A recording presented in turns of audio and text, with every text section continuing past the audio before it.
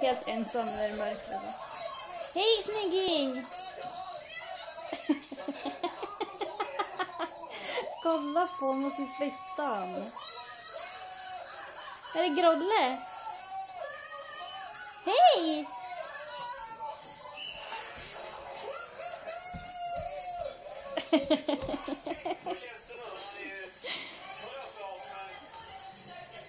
Hej, är du ensam?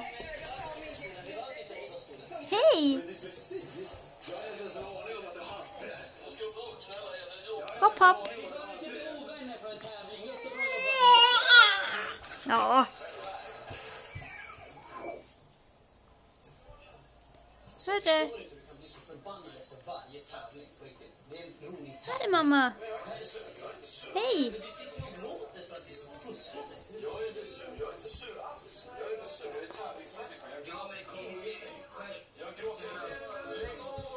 Hej.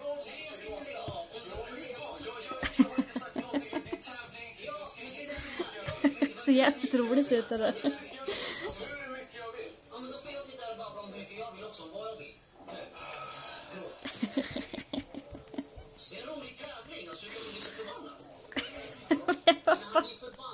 Jag kanske då skrattar.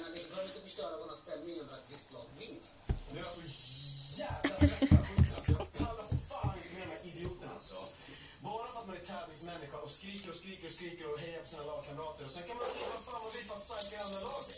Jag visste inte att Kia var rysslig. Jag hade absolut ingen aning om. Det var ingenting mot henne. Det är bara i tävlingen.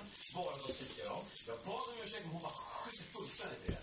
Det är inte mitt jävla fel att du har blivit sexig. Det är inte mitt fel att du inte har sagt till mig. Vad är det för något?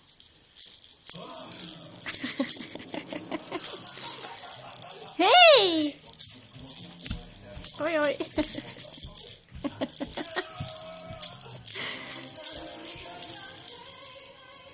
Hej, snygging! Oh. Herregud.